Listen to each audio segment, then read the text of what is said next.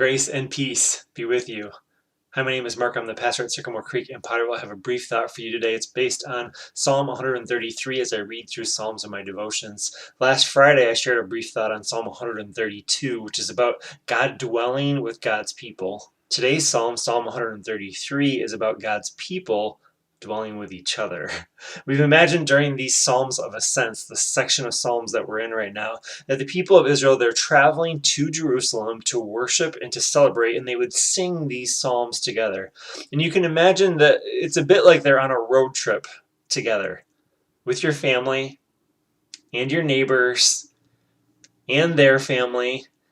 And you can imagine why one of these Psalms of Ascents deals with unity.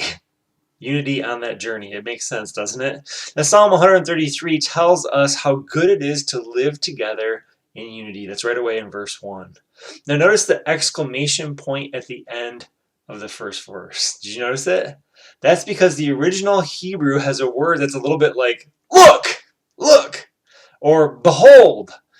And that's what the way that that sentence really starts. Now, the point here is that unity is good for everyone. It's good for everyone.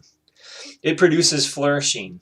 And verse 2 tells us the source of unity.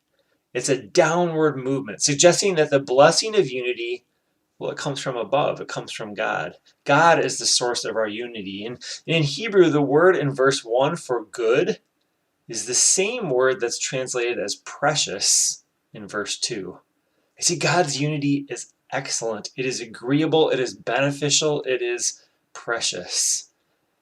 Now, hopefully, you're convinced on the importance of unity, and we'll see when it's valued. When we value unity, well, then that leads us to set aside differences so that we might focus together on God. And I'll tell you, the road trip of life, it becomes that much better when we are moving through it together with each other and with God. Grace and peace be with you.